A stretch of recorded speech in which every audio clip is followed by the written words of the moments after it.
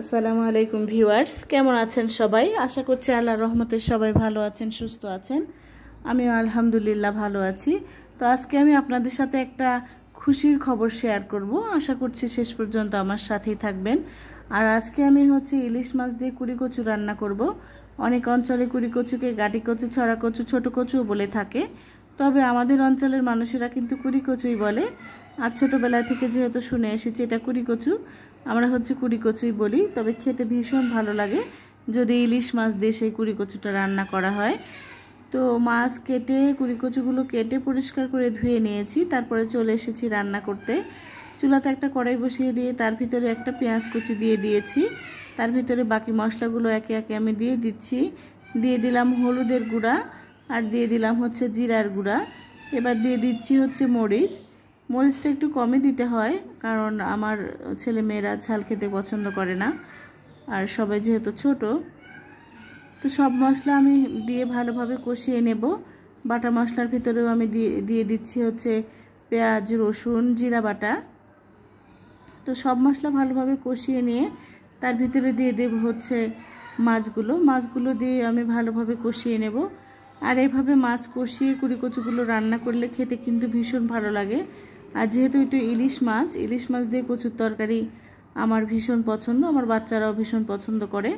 যদিও ইলিশ মাছে প্রচুর কাঁটা দেখে আমার বাচ্চারা খেতে পারে না খুব একটা ভালো করে বেছে না দিলে। তবে ইলিশ মাছ তো আমার খুব পছন্দের মাছ, তো যাই দিয়ে রান্না করি আমার খেতে ভালো লাগে। আর কুড়ি কচু দিয়ে রান্না করলে তো কথাই নেই। তো কুড়ি কচু দিয়েই রান্না করছি। মাছগুলো ভালোভাবে কষিয়ে নিতে হবে। তারপরে মাছগুলো তুলে নিয়ে দিতে হবে কচুগুলো। তো খুশির খবরটা আপনাদের সাথে শেয়ার করি। খুশির খবর আমার হাজব্যান্ডের একটা চ্যানেল আছে, সেই চ্যানেলটি কালকে মনিটাইজেশন হয়েছে। আলহামদুলিল্লাহ, আমরা ভীষণ খুশি। আমার হাজব্যান্ডও অনেক খুশি হয়েছে, কারণ একটা চ্যানেল অনেক পরিশ্রম করে গড়ে তুলতে হয়। তো অনেক পরিশ্রমের পরে আমার হাজব্যান্ড কালকে সফল হয়েছে, মনিটাইজেশন হয়েছে। এই কারণে ভীষণ খুশি হয়েছে। প্রথম ধাপ মনিটাইজেশন, তারপরে ধাপে ধাপে আরও অনেক কাজ আছে। আপনারা যারা ইউটিউব চ্যানেল খুলেছেন তারা হয়তো জানেন। তো আমরাও ভীষণ খুশি হয়েছি। আমার হাজব্যান্ডের চ্যানেলের নাম কোরবান ব্লগ। আপনারা চাইলে আমার হাজব্যান্ডের চ্যানেলটি ঘুরে আসতে পারেন। তো এটাই আমি খুশির খবর আপনাদের সাথে শেয়ার করছি। এই খুশির খবরটাই আপনাদের বলছিলাম যে দেব। তো অনেক খুশি হয়েছি আমরা, আমার হাজব্যান্ডও ভীষণ খুশি হয়েছে। তো আমি এদিকে দেখে নিচ্ছি কচুটা সেদ্ধ হয়েছে না। কিছুক্ষণের মধ্যেই কচুটা কিন্তু সেদ্ধ হয়ে গেছে।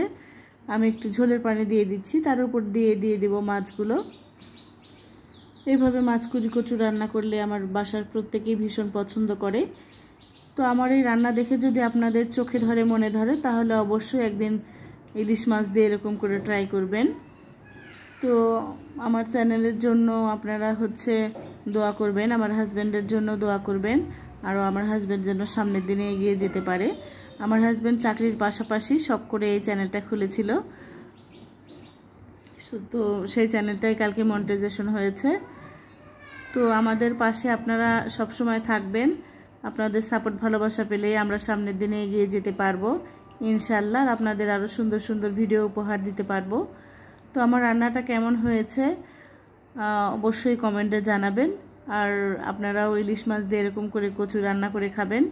আলহামদুলিল্লাহ, খেতে কিন্তু ভীষণ টেস্টি হয়। তো সবাই আমাদের জন্য দোয়া করবেন। আপনারা সবাই ভালো থাকেন, সুস্থ থাকেন। আল্লাহ সবাইকে ভালো রাখুক, সুস্থ রাখুক। আজ এ পর্যন্তই। দেখা হবে আবার নতুন কোনো ভিডিওতে। আসসালামু আলাইকুম ওয়া রাহমাতুল্লাহ।